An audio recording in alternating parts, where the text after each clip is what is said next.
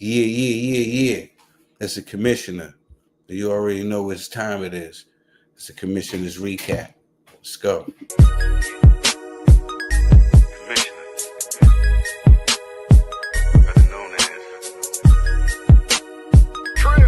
You can get with this, or you can get with that. Come roll with the Trill, cause this is where it's at. I stepping through the front, got me lounging in the back, celebrating with the team, tell the DJ run it back. I've been getting money, ho, grinding with my kinfolk, riding in the Benzo, sitting on Lorenzo's. Yeah. What's going on, everybody? Once again, it's the commissioner.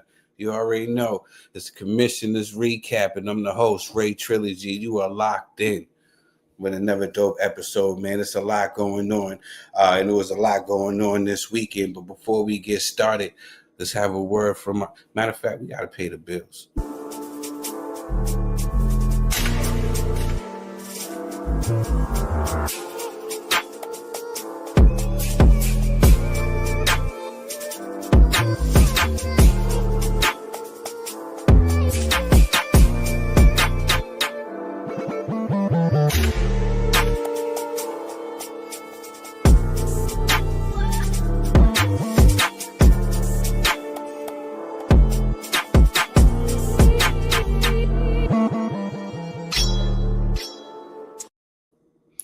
Yeah. Once again, it's the commissioner's recap hosted by me, Rae Trilogy.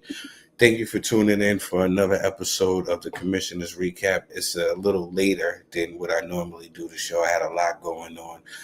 Usually we do it at 5 p.m., but it's a special time. And I got some special guests in the building. Before we get to them, I got to pay my respects to Ricky Hatton. We done got some horrible news. Like I was saying, this week was a roller coaster of emotions for me. 1 minute I was jumping up in a great mood, and the next thing you know, I was sad, when I got the news of Ricky Hatton and his passing. If you didn't know about Ricky Hatton, ladies and gentlemen, let me just run it down a little bit for you. Richard John Hatton, a.k.a. Ricky Hatton, a.k.a. the Hitman, a.k.a. the People's Champion, was born October 6, 1978. He repped Hyde, England. People would often call him the Pride of Hyde. In 2000, Hatton won his first British title, but in 2005, by defeating Costa Zoo for the IBF ring lineal titles, he became an official world champion, and followed it up later that year with a victory over Carlos Musso to claim the WBA title, therefore becoming the unified light welterweight champion. Making his welterweight debut in 2006, Hatton won a tough fight against WBA champion Luis Colonzo, which I had the pleasure of attending. That win gave Hatton a world title in his second weight class. Hatton ended his boxing career with a record of 45 wins, 32 by KOs, with only 3 defeats. He was an all-action fighter who left it all in the ring. He was he was also an advocate for mental health, and he will be truly missed. And got me all choked up, man, because I'm remembering when I went to go see him fight. He came to Boston, and I seen him fight when he fought Luis Colonzo. And, Ricky Hatton, man, he was the man. He came up short against Floyd and Pacquiao, the greats of that era. But, when you was in there with Ricky Hatton, you knew you was in there, and it was a war. And, it was only one Ricky Hatton. There's only one Ricky Hatton. That's what I'm talking about, man. And listen, I got so much love for Ricky Hatton. I just wanted to give him his flowers and say thank you for all the enjoyment, all the excitement, everything that you brought to the sport. Listen, I was cheering for you. You had me jumping up and down. Listen, singing along. Man, listen, man. Oh, man, I was so mad. I was so mad, man, for real. I was really upset. But rest in peace, Ricky Hatton. My heart goes out to his children and his family and his brother Matthew. I'm not just gonna just sit here and just hog all the. I'm gonna bring on my special guest. I got with me. I got my brother from the UK. Great brother, good brother. You might have heard him on my record, Buckingham Palace. My brother Vamp. He's in Come the on. building. What's good? What's good? Pleasure to be here, man. Pleasure to be here. How you doing, my bro? It's good. It's good. It's good. And this is what's up, man. I got a brother that I'm about to bring on. Incredible brother from a fighting state. You know what I'm saying? We was just chopping it up, and he got his own podcast. And I want y'all to go and subscribe to his podcast right away. It's the brother Being with Ring Walk Boxing Podcast. What's going on, boss? How you feeling, man? Can you hear me? Oh, your mic's on. Your mic's muted. There Can you hear me? Yep. Yeah. We can hear you now. What's going on with it, Being? How's everything? Oh, everything good, man. Everything good out this way, man. Yeah, that's what I'm talking about. Appreciate you having me on, man. Nah, man, I'm glad that you could come on, man. We was talking about you being from Ohio, man, the fighting state where all the fighters come from, man. That's what's up. Yeah, Glad to have you in the building. You know what yeah, I'm it's saying? a lot of fighters out of Ohio for sure. Oh yeah, definitely. And definitely you gotta plug in your podcast, Ring Walk Boxing Podcast. We definitely gotta plug that in. And definitely we're gonna have my man Vamp on here more and more. We got a lot of things going. Sure. Gonna be my UK correspondent. So Yeah, we got work to do, man. We got work to do. Hey, my family, can you give me like 60 seconds? Yes, okay. I'll be right back with you guys. Okay. You're good. Okay. Man, we was talking about just talking about Ricky Hatton. Yeah. There's a lot going on right now. Yeah. You know what I'm saying? But this right here, I know this guy heard a little different because yeah, he's over there with you. Yeah. It's a big man. When the news hit, it was just like because he's one of those people. He kind of wore his heart on his sleeve, so we knew about his mental struggles that he had. We kind of thought he was kind of on the mend. Like there was talks about him getting back in the ring. Weren't sure if it was a good or bad thing, but we was gonna see Ricky Hatton again. And then we got the news, unfortunately, of his demise. But all I've got of him is good memories, man. All I've got is strong memories of Ricky Hatton. My strongest memory of him is the traveling UK fans, who brought like 20,000 people over to Vegas. That's we see that once in a generation. Before that, it was Lennox Lewis. Mm-hmm. After that is maybe AJ. So this one, Ricky Hatton, he had a whole era. He was the guy, the UK. He was flying the flag for us. And then man, at the time where it was the Klitschko's, that was the heavyweight boxing, and Floyd Mayweather was running it. Ricky Hatton held it down for us. So always grateful, man. Always grateful too. Yeah. Shout out to Ricky Hatton, man. I know that's good. He's going to definitely be missed. He's definitely going to be missed. What do you think? What's your most win or loss? What's your memorable moment of Ricky Hatton? Most memorable moment? Oh, the Floyd fight, man. That might have been I'm a bit young, so I can't say I'm young, but I would have been in my casual era for sure. But that was my first big fight.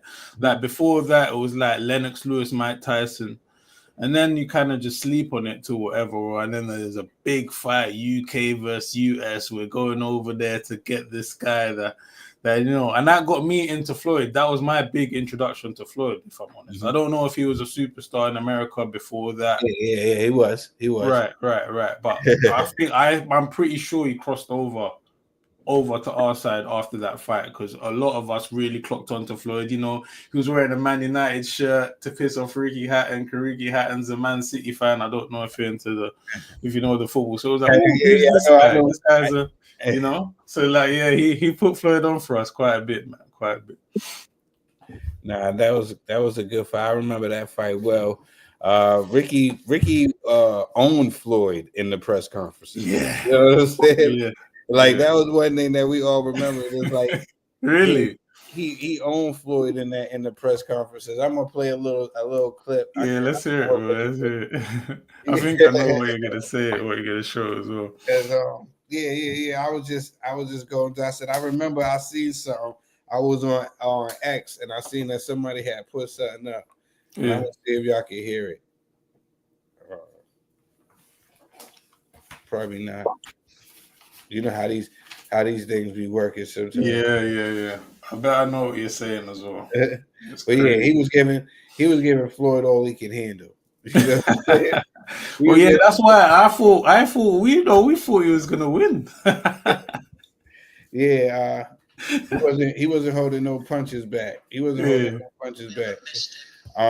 So here it is right here. Thank you, that reception. I'm sure the crowd would like to agree with me, but if he dances like that in Dance with the Stars, he's fucking no chance.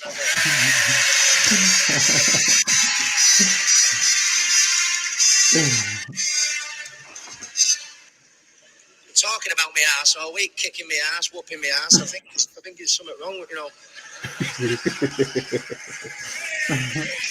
But I've missed my son, my 6-year-old son. I've missed for a week, but I probably haven't missed him quite as much as you would probably think, because I've had the fortunate to spend the full week with another fucking 6-year-old. All right, yeah. Yeah, he was. Floyd's gonna run away all night. He says he isn't, but he is. He's gonna run away all night, and I know I'm gonna have to be fast on my feet to catch him. So I've got two wonderful sparring partners coming in, Forrest Gump and Carl Lewis. He was giving Floyd the business all night. Bean, Mr. Yes, sir. Walk Boxing. We were sitting here chopping it up about Ricky Hatton, and we was just wondering, what was your most fondest moment, memory of Ricky Hatton? Probably his win over Paulie Malignaggi, and when he won the IBF welterweight belt. I think that was like maybe 07 or something like that.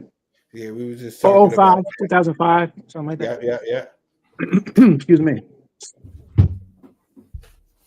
Yeah. When he beat Costa for the IBF. Yeah, Kasazu. Yeah.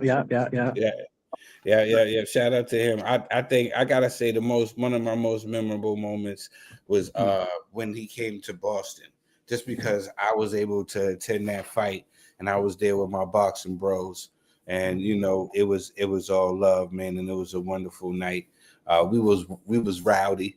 This is before refined Trill. Right, you know what I'm saying? Before I stopped drinking and all that. This is this was wild Trill. You know what I'm saying? Who's he fighting in Boston again? Remind me. Who did he fight? He was fighting Luis Alonso. Okay. He fought Luis Alonso. KO?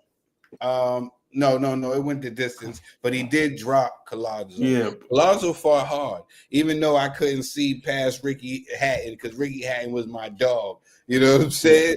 So, I only rooted against him once. I only rooted against Ricky Hatton once. You know, Floyd or Manny? Nah, against Floyd. You know what I'm saying? I only rooted against once, and that was Floyd. You know what I'm saying? But other than that, I always rooted for my man Ricky Hatton, even against the Pac-Man. You know what I'm saying? Because I felt like, because Floyd was my dog, and then I wasn't mad about him getting Costa. That's what made me really fall in love with him, because when he beat Costa, because I was like, that was get back for when he broke my heart for what Costa did to Zab Judah. So you know what I'm saying? So I just said, it goes like that sometimes, man. So I was like, Ricky, thank you. I got my get back. You know what I'm saying? I got my get back. That was one of my favorite moments. Let's dive right into it. Let's get to it. Let's get it. I've been sitting here and just sitting here reminiscing about Ricky Hatton, and rightfully so. Once again, Ricky, rest in peace to Ricky Hatton. Our hearts go out to his family and his children.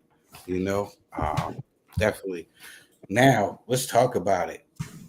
Shit, what we here for? You already know. You already know. Let's talk about it. You know what I'm saying? We got to do Yo, it. It's only right. You know what I'm yeah, saying? Let's get yeah, right to it. What did yeah. you think of the fight? The legacy fight. Go Brain for it, Walk B. Boxing Podcast, man. I'm gonna go with you first. What did you think of the fight? Oh man, it was pretty much what I expected. I had predicted, like, I was hoping Bud could stop him, but I was being realistic, like it's gonna go decision, but Bud gonna dominate every bit of 8 rounds. But to me, he won at least 9 rounds, you know? So because I didn't want it to be a 7-5, 7 rounds to 5. I was afraid if that happened, they was gonna try to manipulate stuff and make it a draw. Mm. So he was able to decisively win, clear enough where it was no debate. Shout outs to Bud Crawford. I ain't gonna lie. I mean, people know I always keep it real. So it's coming from a Spence fan. So it is what it is. I just call a spade a spade. You know what I mean? I like Spence, but Bud is another beast, man. He's another level, man. Yeah, definitely. What's going on? Talk to me, Vamp. Talk to me. Yeah, man. Yo, happy, man, happy. It kind of went how I predicted as well. I was nervous though, I won't lie. I had it like before the fight, I started getting a few wobbles like, oh, Canelo though, the power is still Canelo, it's still Canelo, like, you know, but impressive, man. And it just reminded me a lot of the time these fights go, you just pay attention to who's looking for the fight, man.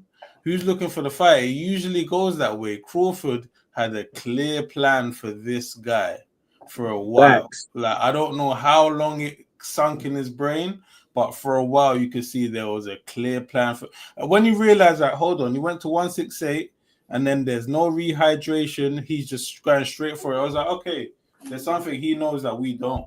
I attribute that the same way to, remember, Usyk, Tyson Fury.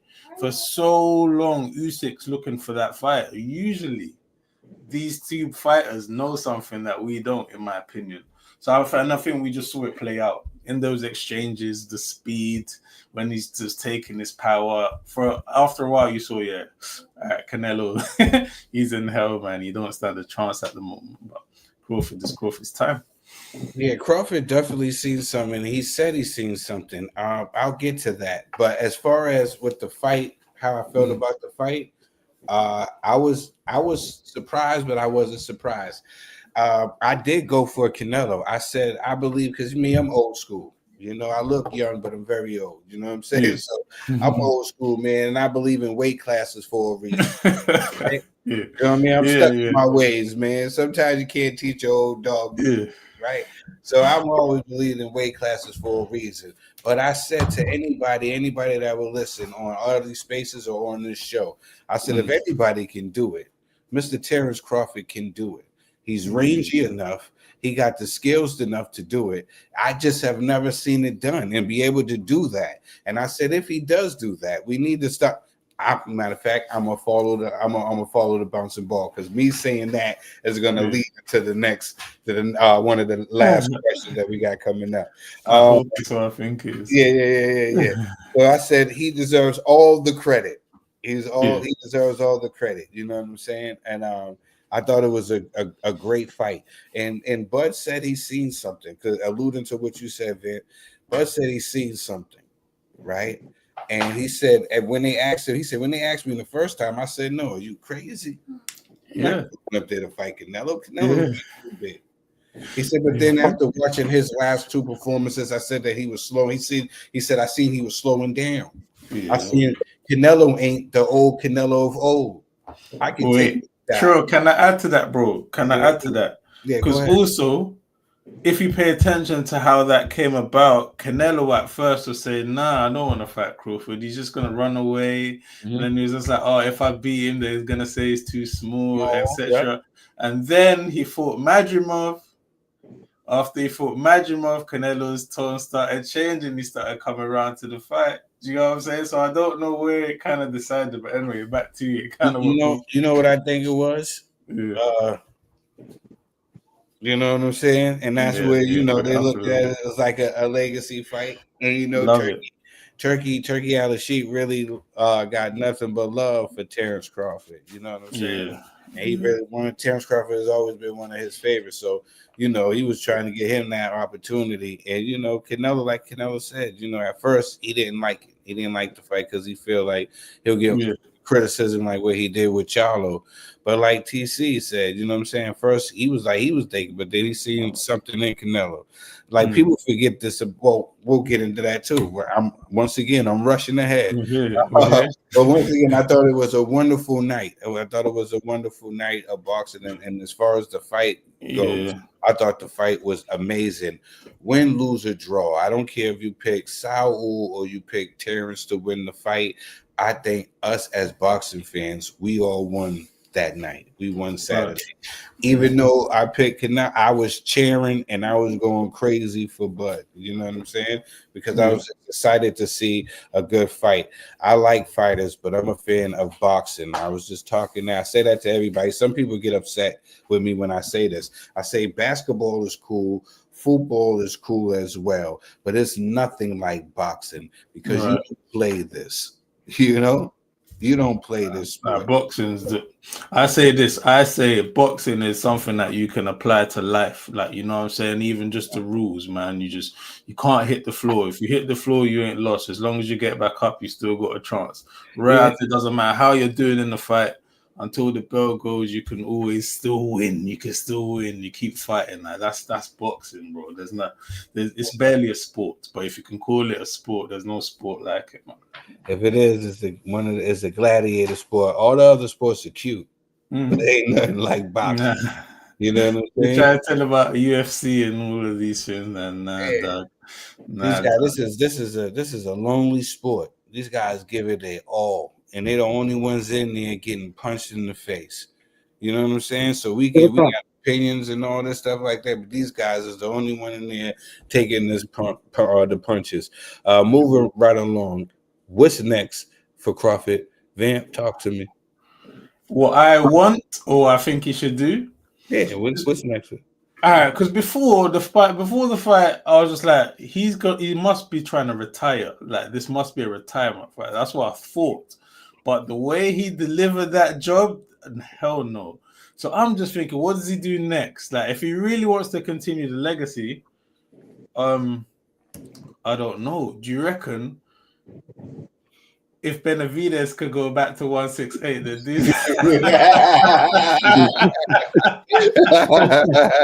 because I'm just thinking about the Canelo thing, right? Yeah. Can you just imagine? Because that's Benavidez going back down and Crawford staying at the weight. Yo, imagine he outboxes the shit out of Benavidez.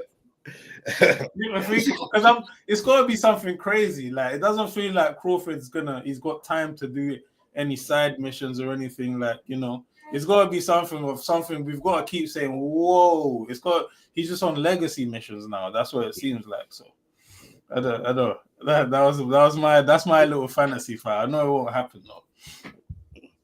Bean, what's going on, man? What's next for Crawford? Oh man. Well, I'm not for sure, but if I just give my hypothesis on it, man, I feel like he go up to 168 when nobody thought he could.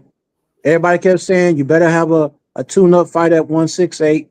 Don't go straight at Canelo without having a tune-up at that weight. He went against all odds, man. Not only that, he was not active for a while.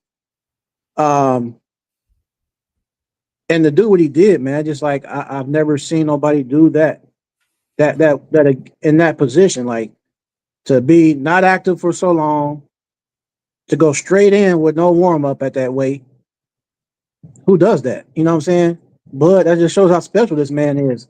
So I feel like now, if he goes back to 154, where he fought Madrimov for that one fight, he can start running things at 154 or 160. Getting in with the Charlos. When he fought Spence, he was talking to the Charlos in the crowd. So, you know what I'm saying? Charlo, yeah, all them guys down there, man. 160. Me, honestly, how old is Bud? 37 years old. I think why risk it, right? Unless you're gonna get in there with Canelo and get the lion's share, and they'll give you Canelo's check, and he takes yours because Canelo got like over 100 mil, and I heard Bud got like 30 M's.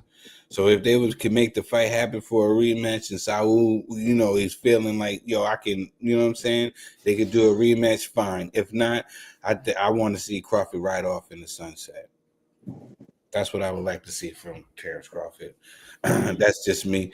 You know what I'm saying? Bean, I'm gonna come right to you.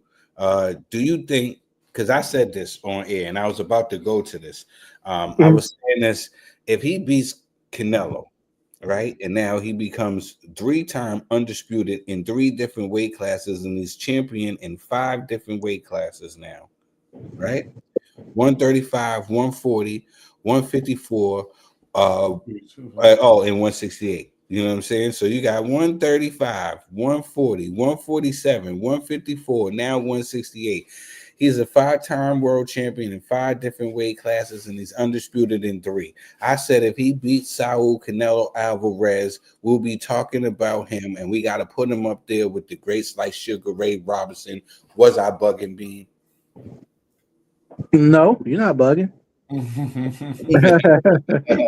I mean, yeah, we love nostalgia. We love knowing like about the older guys that paved the way and they were pioneers.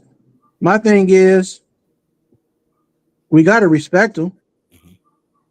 So, and I'm pretty sure Bud respects them. Now, I don't really want to go there, but certain fighters of this era don't respect the elders of boxing. My thing is, be the best you can be in this era, whatever level you can go.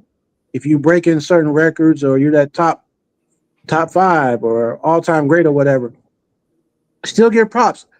It don't take nothing from you to give props to the pioneers and still be great in your own right. Certain people, this era, certain people want to gloat everything. Like they want to gloat all about themselves and don't want to get props. Like that beef used to happen back in the day with Mike Tyson and Deontay Wilder. Deontay Wilder tried to downplay Mike Tyson's record. Who has he fought? Yada yada yada. Instead of just saying, "Look, Mike, you were the knockout guy before me." I know what you're thinking, man. Like the nerve, right? The nerve, exactly. I'm like, man, this dude tripping. He really tripping right now. Crazy, but Bud is a very humble guy, so I can see him giving up love to the old schools like that, the OGs of it, like Sugar Ray Robinson, Floyd Mayweather, Sugar Ray Leonard, Hagler. Yeah. Speaking of Floyd, Floyd wasn't shy about none of this. You know what I'm saying? He said that he won money on Canelo. I mean on Terrence Crawford. You know what I'm saying? He won 50 bands. Okay. Yeah, makes sense. He won 50 bands. You know what I'm saying? What do you think though? What do you think of the fantasy fight of them two? Yeah, I mean before we Did I jump in? No, you good. No, you good. With a fantasy fight? Yeah. Crawford and Floyd? Yeah. Them two right there. 30, both 30. I think Crawford said it best for me. Floyd was the best in his era, and I'm the best in my era. You know what I'm saying? And just leave it like that. Because Floyd did what he did. Incredible. Raul, you know what I'm saying? Yeah. And Terrence did what he did. Yeah. I've never really messed with fantasy fights. Like I hate fantasy fights. But that one is like, whoa, I understand the level of skill between them two. Can you imagine? Oh man. Cool. Yeah. The level, these guys, man, they different. Unbelievable. Going right back to you again, Bean, and then I'm gonna go to you, Bam. Does this loss affect Canelo's legacy? I'm going to say this is a two-part question. All right. Does this loss affect Canelo's legacy, and where does Saul go from here? Okay. Yeah, because this is something that was presented on social media We were kind of talking about that before the fight. And no, it shouldn't, man, because one thing about boxing is we want the best to fight the best. I wanted for Canelo to fight David Benavidez, but that's another subject. What I'm saying that is we want the best to fight the best. So now that Canelo had fought they consider Canelo a pound for pound, but they also considered Bud a pound for pound.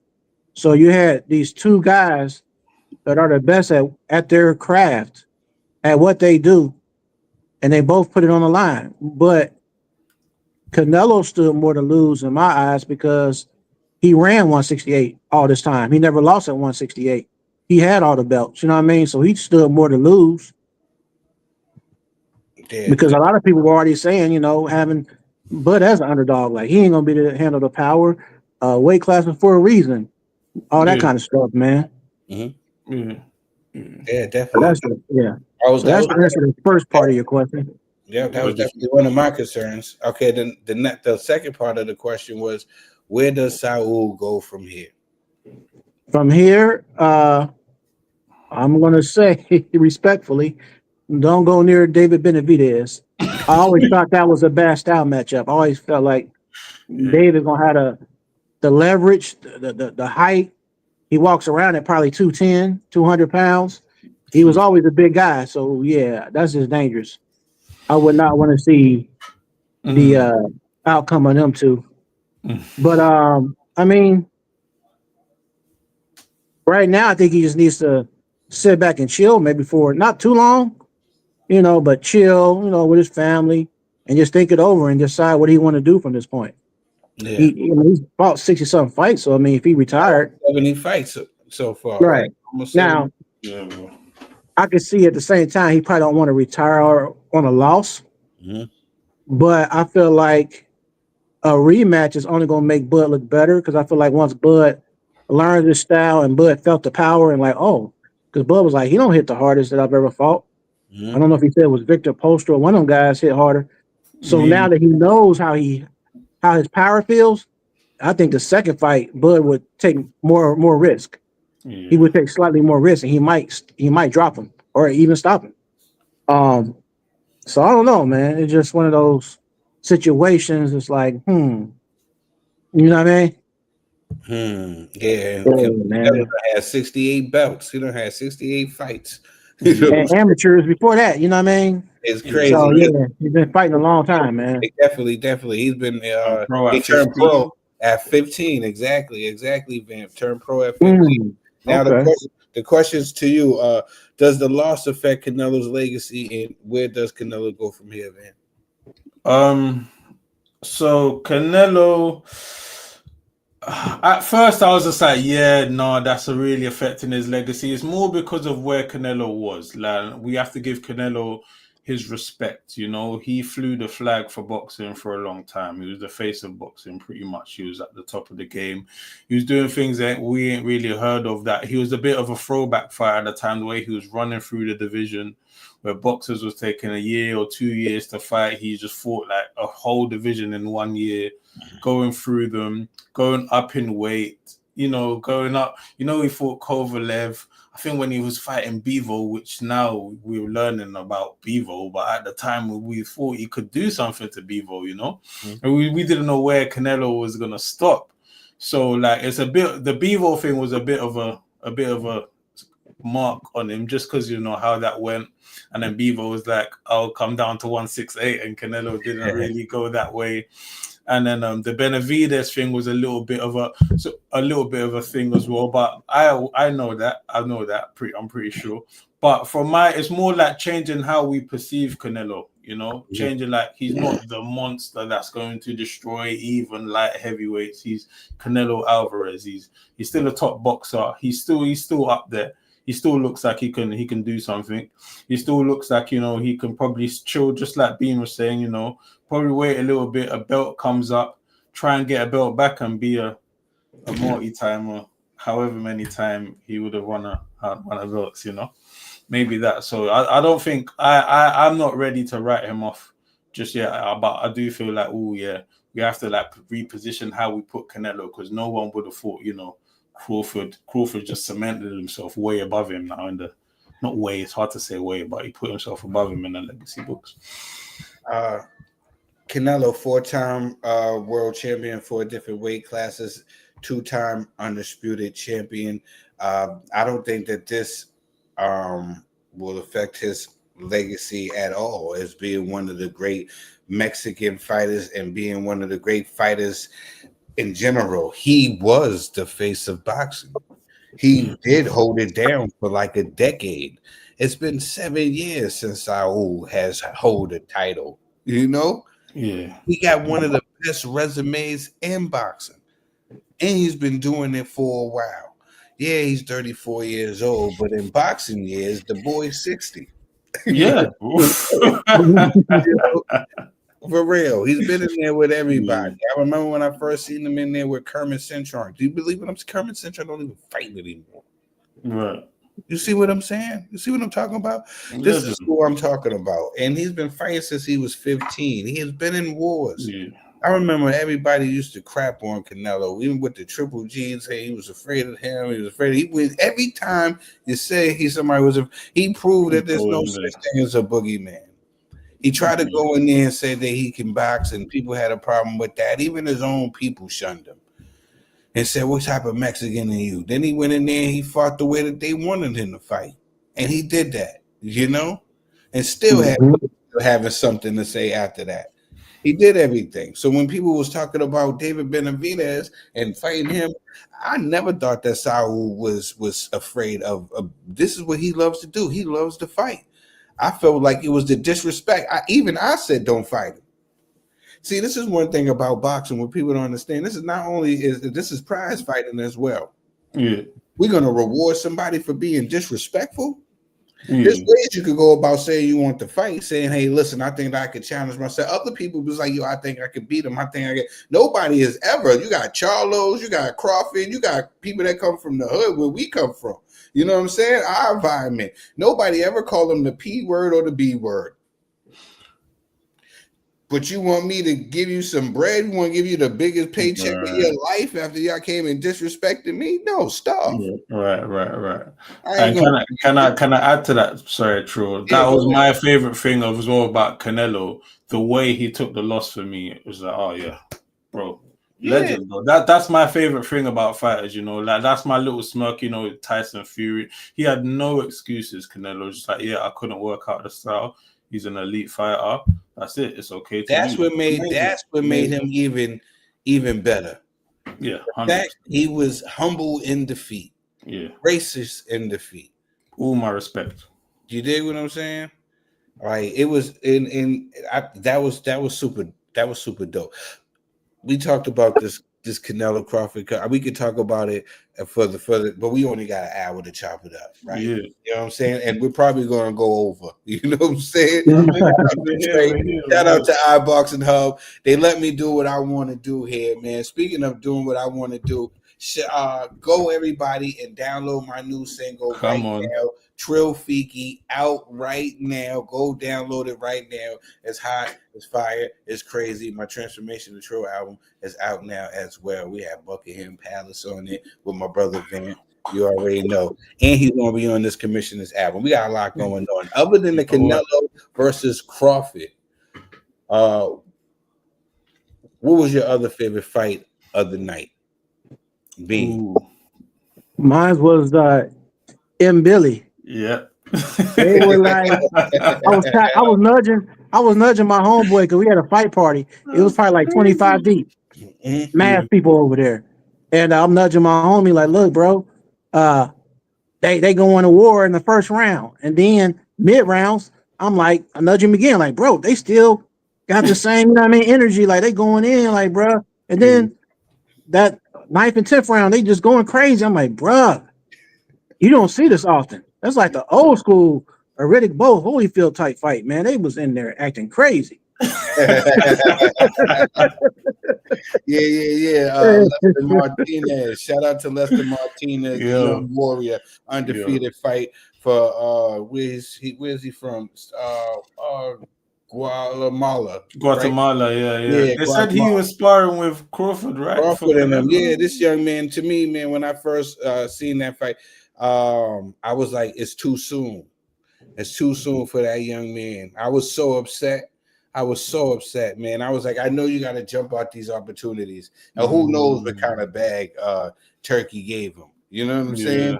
But I just felt like it was too soon. This kid right here could have been a superstar. To me, the way he fights and stuff, he could have been the next Canelo. You know what I'm saying? He's a sturdy kid. He got some pop and some power. I hope this loss didn't hurt him more than it helped him. You know what I'm saying? Because at times he did hurt him, Billy, and he was, you know what I'm saying, putting a licking on him. You Well, know? it was a draw, right? Nah, It was a draw. Yeah. It was a draw. You know what I'm saying? But I feel like this fight right here, I think it could have went really, really, really bad. But that was a good fight. That was a good fight. But I have to. But go to you, Vamp. Other than the Canelo versus Crawford, you said the Billy one. No, I'm gonna same, do. bro. That's the same. I have mine's a little different. I'm gonna tell you Really? why, because I have a soft spot in my heart from my man Brandon Adams. So to see what he did to Boacek, to me, to me that was the shout out to Brandon Adams. And people probably remember him from the Contender Series, you know, out here, you know, and where he beat Little Shane, Sugar Shane's son, to win the whole thing. You know, and this is a tough guy. Brandon Adams is a tough guy. Even if you've seen his fights, to me, Brandon Adams never lost. You know what I'm saying? I guess only the Charlo. I guess I give him that. Just the Charlo, but that was a really razor thin decision. I think it was a split decision as well. You know, so I always had a soft spot in my heart for Brandon Adams, and he always had problems outside the ring with promotional issues and stuff like that. And he was out of the ring for like 3 years, and then he was out of the ring again for like another year or something. So he was always having this dole and activity. And then even Boacek was calling him an old man, so he came out with the old wig on, the gray wig, and all that. And then he came out with the song "Forever Young." It was crazy, you know what I'm saying? He went in there and he showed that, you know, he's an old man, you know, 36, but he has something still left in the tank. So for me, that was the fight. But it went Canelo, Crawford, then Brandon Adams for me, just because that's my dog. And then I have to say Billy and Martinez. They're gonna get it on again, man. Shout out to that young warrior, Lester Martinez. Both of you gentlemen said that was your favorite fight with Billy. I said, what do you think they do next? And most likely is a rematch. Are you guys excited for the rematch? Yeah, for sure. For sure. That I like him, Billy. He only fights that way though. Like, do you get what I'm saying? Yeah, Really he only got one way. He always all gas, no brakes. Okay, he's straight in your chest. Exactly right. You can't fight any closer. Like, I don't know how. Like, it was almost like a bit scarier when they had a little bit of distance because there was more like extension on the punches. Like, I don't know. It was weird. Like, it's like maybe he only likes fighting inside and that's it. So it makes for a fun fight. So like I'll always watch Billy. I'll be honest, I didn't know so much about Martinez. I was really impressed. The way Billy fights is that you're gonna have to play catch up. He comes out so fast and so like he's gonna win those early rounds. So you gotta wait on him to get tired, and then you gotta play catch up. Yeah, and you've got to really fight to beat him. And I was really impressed with Lester, man. I was impressed with the young man, but I didn't want this fight too soon for the young man. Do you think he done all right though? I think he did all right for himself. I just feel like fights like that can damage a young fighter before he got a chance to, you know what I mean, get the bag. You know, it could have is because like Jared Anderson and Bacoli. Man. Listen, I'm old school, man. I remember fighters had to get to at least 20-something fights before they fought for a title, or you know what I'm saying, 30-something fights before they fight for a title. Now they just, you know what I'm saying, they just throwing. That's the one thing about Turkey. That's the one thing he's throwing the bag at people. He's getting, but it's one of them. Do you want the big fights or do you want to, It's one of those. What do you think is next for my man Brandon Adams over there at 154? Do you think he can hang with the elites after what you seen him doing there with Boacek, Vamp?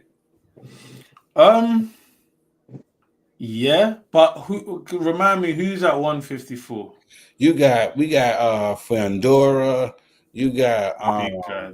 yeah, Lubin, you got Ortiz, you got Yeah, Makimov, you got it's a loaded he can division. You hang. got what's the young Yeah, Xander Diaz, you got yeah, I like him. I think he can hang yeah, though. He can hang. He yeah, was definitely impressive. Like he can definitely hang. I'm not sure. I can't say he's gonna win. the Like I big can't say he's fish is gonna. coming back. He's the big fish. Yeah, Spence. Oh, Spence. This Yeah. is the big fish is coming yo, back. You know what I'm we need to saying? see. He hasn't fought since Crawford, has he? That's Yeah, yeah. crazy. I don't want to see him. I don't want to see him back. I don't know. I can't. Yeah, Everybody know EJ, my man. yeah, it's a bit It's something. crazy. Yo, listen. I, well, we'll move right along. But everybody knows I'm really up and down. And when I seen EJ that night, I called it. I yelled it. I'm sitting there yelling like, "What's wrong with EJ?" Mm. Like before they even went in the ring, when they were sitting in the back, I said, "Is he high?" You know We don't know what that looks like, man. Yeah, yeah. Oh man, I'm glad I didn't bet on that fight. Was there anything you gentlemen were disappointed about last night? Last night. Go on, Yeah. Bean. Was there anything you gentlemen was disappointed about last night? Bean? Oh, you mean for that fight card? The Yeah. whole court. Yes, I was. Talk to me. The one that hurt my feelings was I had a high expectation for shout Oh outs no. to the Midwest, Jermaine Uh, Franklin. Oh yeah. ooh, I thought Jermaine Franklin was gonna really put it down, and I was like, man, I he remember was my one now. he was struggling to get range and get inside. I was like, man, Yeah. he looked pretty good against Dillian White. Arguably, some people felt like he edged Dillian White fight, but he didn't look so good against. Dillian But White. you gotta look at the layoff. He had a really, really long Yeah. layoff. And Yeah. shout out to Jermaine Franklin. I picked him in this fantasy boxing league that I'm in. I picked him to win by unanimous decision. And thank you for making me Trill Nostradamus once again. Even though I thought that he lost the fight. I didn't even catch it. I didn't catch the fight. I picked him because my close dear friend of mine's, a bro to me from across the pond, my bro Rico was doing some work with Franklin. So I ride with the homies no matter what. Right. You lose or draw. So my man Rico was working with. I'm rolling with him. You dig what I'm saying? That's how I go. I'm Mr. Loyalty. That's how I'm rocking. Yeah. Yeah. What about you, Viv? Was you disappointed by anything? Yeah. I forgot. Is it Nelson? What's the name? What's the Crawford's buddy's name? Oh yeah, Steven Nelson. Steven Nelson. Yo, Yeah, that was a horrible stoppage for me. Yeah, it was. That's what I was disappointed in that. I don't know whose fault it is. Don't worry, bro. You're not the first person to say that. You're not the first. I go and shout out to Undefeated Boxing. I go on Undefeated Boxing podcast. They all call me Jermaine Franklin, Dillian White. I get all of the shit. Yeah. So yeah, that was a disappointing one for me, man. Yeah, I feel like that was a horrible stoppage, man. How you feel about that stoppage, Bean? I wasn't feeling it, man. Like you said, man. It was a premature for sure, man. It's like, man, what are you doing? He need to get his get back because he definitely could be dude. I think he got caught with some. I think he would have came back, roughed it out, and roughed dude up and got him out of there. You know what I'm saying? Yeah. I think the ref was a little gun ho. It was like the first clean shot. It was like the first flurry. You didn't let him see nothing. You're just like straight, yo, it's a wrap. Like, whoa, 1 round. Yeah. Moving right along. Actually, that was actually a good call. Also on that night, man, it was Padley, Donovan, and Crocker, Lewis. Oh, yeah. That rematch, and Lewis pulled away with the rematch when he beat Patty. I had picked Patty to win, man, but that's how it's a little bit happened over there.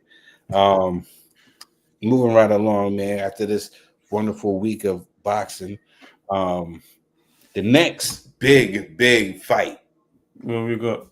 Next big fight is October 25th. Is the next big night of boxing. This is going to get everybody talking. Sebastian Fundora versus Keith one-time Thurman. Early prediction, fellas. Who do you got? I just need to know. You know, I'm gonna just go right on. I'm going with the Tower Inferno. I say he reminds me of the dude from 300. You know, the tall one. You know what I'm saying? So whatever his name is. Too big, man.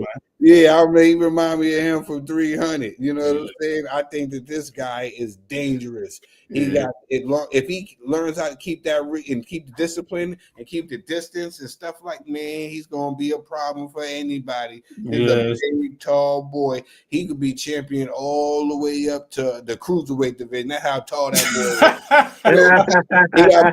he got to put some weight on. You know what I'm saying? How tall he is, he could be champion all the way up there, man. You know what I'm saying? No, he's a freak. He's for real. Bean, who you got in that fight? With you gonna do Keith bad? Who you got? Man, Keith, I mean, he did what he had to do, and he looked pretty good when he fought the young man out of Australia. I can't think of his name, the Australian fighter. Yeah. His last win. Yeah, he looked good, man. But Fundora, he was giving Tim Tszyu so many issues to where Tim Tszyu was just frustrated, like, man, this dude is real tough. And it's one thing to have the attributes that Fundora has and not have the natural gift to be able to use them.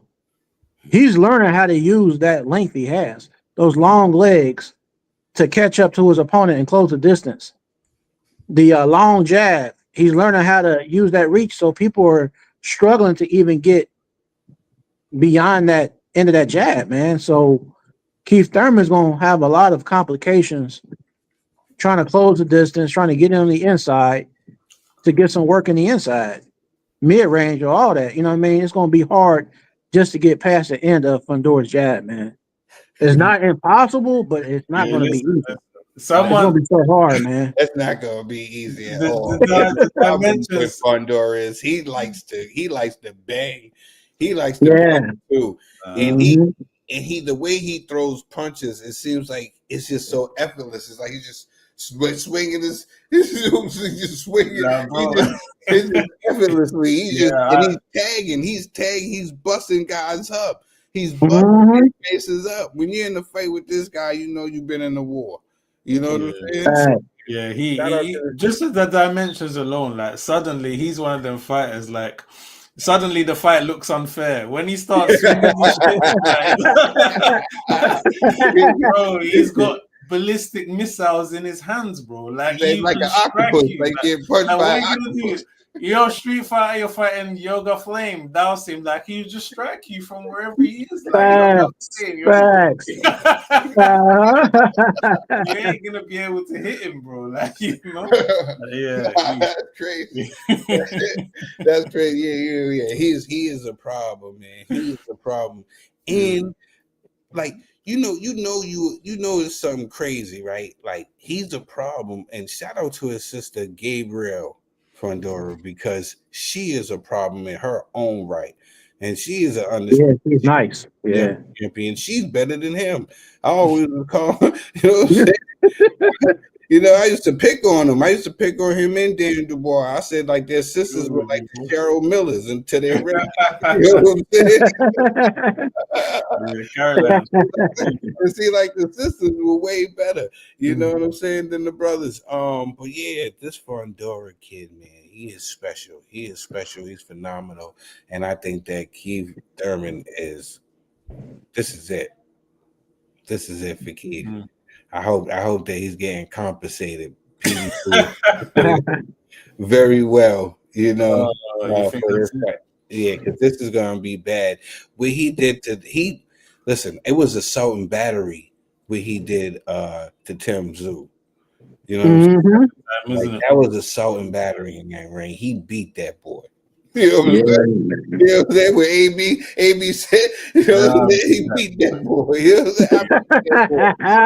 That's what Fundora did. Correct me. That was like a rematch, right? The first fight was the fight where he had that Yep, and everybody said it was just because of the cut. Yeah, that exactly.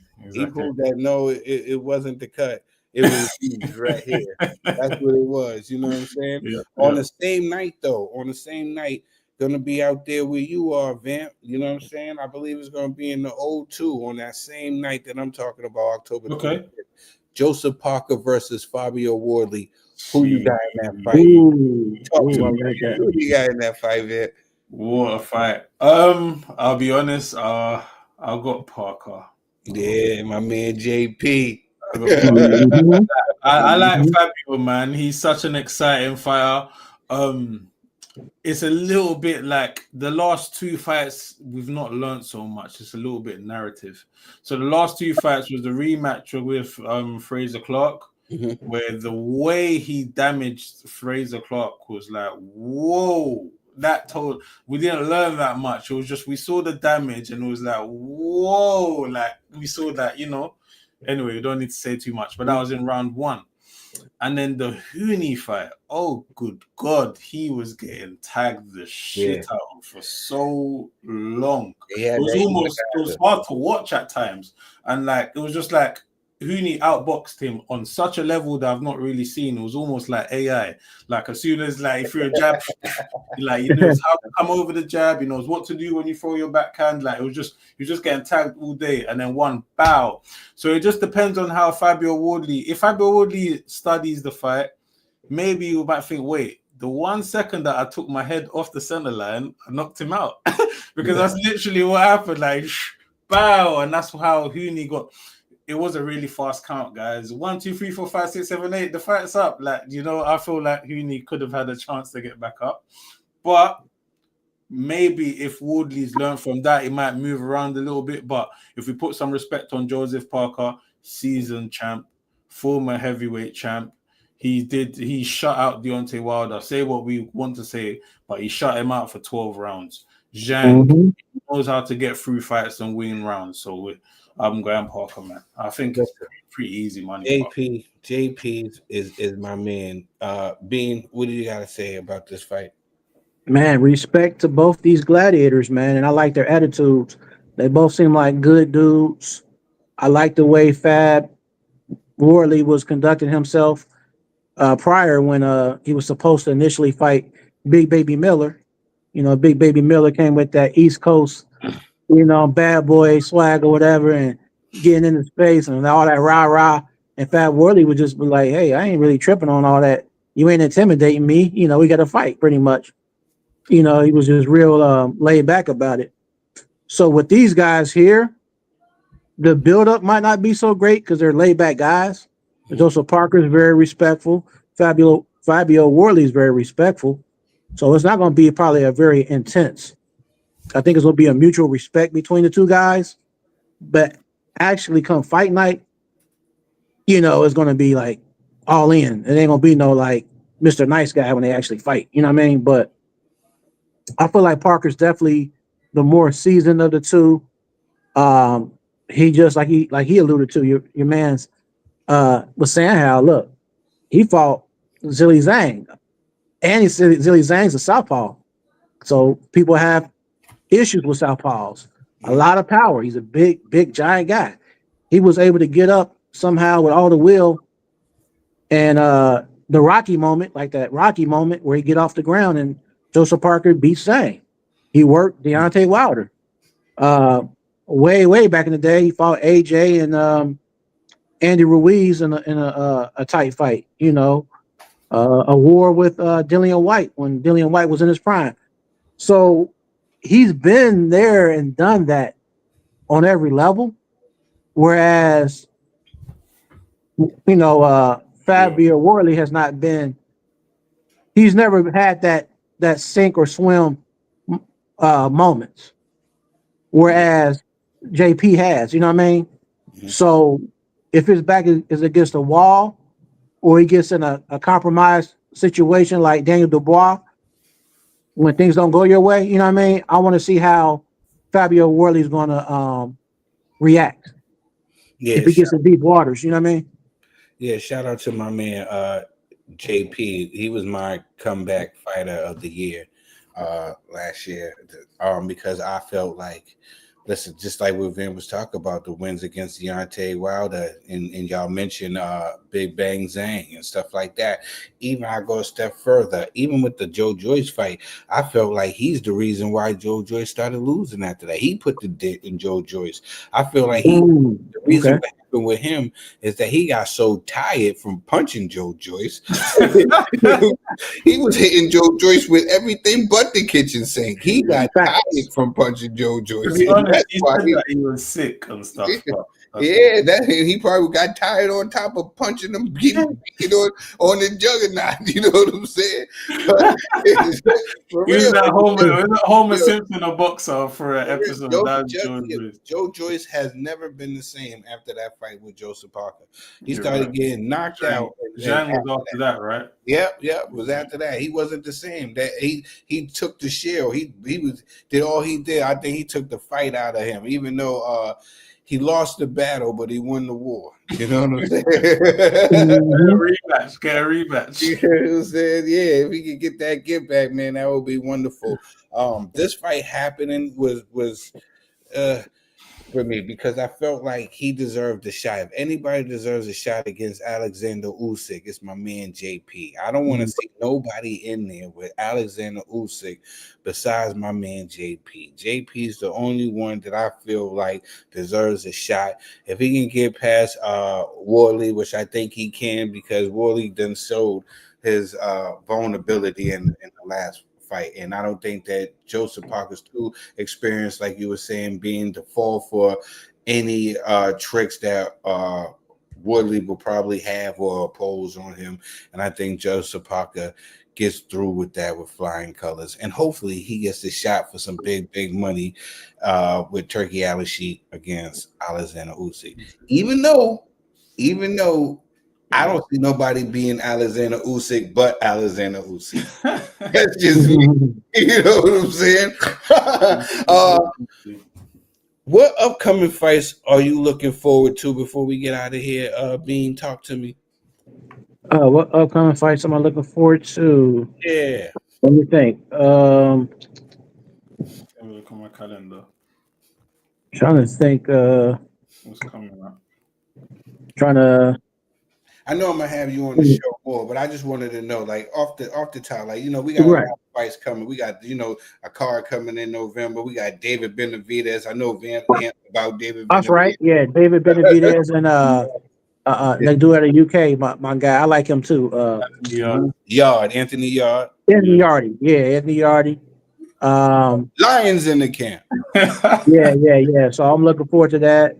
That's gonna be a good banger. Even like you said, the Fundora and what's her name? Keith Thurman. Yeah. Keith Thurman, yeah. And then AB, speaking of AB, you know, he's from Cincinnati. He's coming back against Haskell Rhodes. Yeah. Haskell Rhodes. And what about Jake Paul and Tank?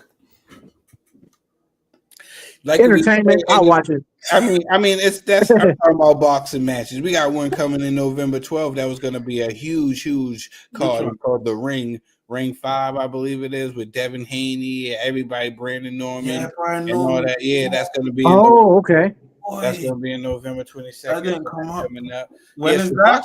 Boxing's in good hands. Oh, it is.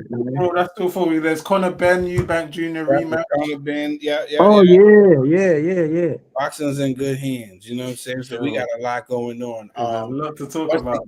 Yeah. And I'm definitely gonna have y'all brothers on the show once again. First of all, let me shout out to everybody that's locked in right now watching this show right now. I really appreciate it from the bottom of my heart, because, you know, we just do this is just out of love, because we love this sport so much. Shout out to all the people that's going to probably end up watching this later, because that's what they do a lot of times. Thank you to you, gentlemen. But before we get out of here, I wanted to pay another tribute to the one and only Ricky Hatton. You know, like welterweight champion of the world from Manchester, Ricky the Hitman Hatton.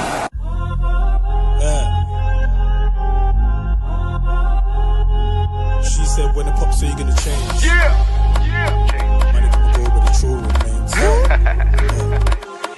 friends that I know that I'm only gonna hear from in a time of need. I got friends that hit me up when it's been a long time they ain't heard from me. I got friends that will risk it all if I make that call and tell him it's peak. If he puts you on a shirt, he did it for me, it's a loyalty. I got friends that won't go anywhere else, she calls me the TBE. I got friends that I call my G, couple day ones with me. I got friends that started out like that but she turned into a queen. Back in the palace ain't where you find my royalty. Finna black out, max out, fuck around, get packed out. Money calling, you know I'm ballin'. On the ground with them racks out. Elevating, motivating, a little stern, cause I know they hating. Watch. Damn right, cause I know they hating. I'll stay patient. Condition for the long haul. A couple trips but didn't fall. A few shorts remain tall. I'm still focused. Condition for the long haul. Still ride out for my dog. It's when I get the call. I'm only gonna hear from in a time of need. I got friends that hit me up when it's been a long time they ain't heard from me. I got friends that will risk it all if I make that call and tell him it's peak. If he puts you on a shirt, he did it for me, it's a loyalty. I got friends that won't go anywhere else, she calls me the TBE. I got friends that I call my G, couple day ones with me. I got friends that started out like that but she turned into a queen. Back in the palace ain't where you find my royalty. Yeah. Rest in peace, Ricky Hatton, and thank you for all the memories. You know what I'm saying? Bean, let the people know where they can reach you at. Oh yeah, you can reach me on my YouTube. It's 4 words: Ring Walk Boxing Podcast YouTube. I can actually put the link down there, so people can actually see the link. Do that. We're definitely gonna put it up there as well. We'll definitely put that up there as well. My brother Trey, he's gonna make sure that we got that up there. Vamp, let the people know where they can see you at, bro. Yeah, bro, you can catch me right back here when I come back. Come on, always come back. I'll pull up. But you can catch me, type VXMP anywhere, and you'll find me on my YouTube. You'll find some bangers on there. I'm gonna start uploading more boxing content as well. But I got my Twitch as well that I put my shit on there. VXMP Twitch, man. Just hit me up. But yeah, that's me. Yeah. Thank you, gentlemen, man, from the bottom of my heart for coming through and kicking it with me. I'm definitely going to see y'all shortly on this show once again. Thank you, everybody, for tuning in to this episode of the Commissioner's Recap. Thank you from the bottom of my heart. I really appreciate it. We out of here.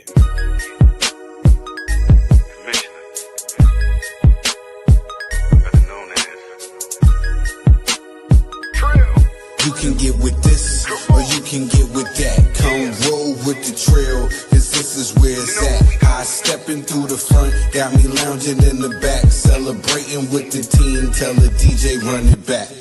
I've been getting money, ho, grinding with my kinfolk. Riding in the Benzo, sitting on the rim.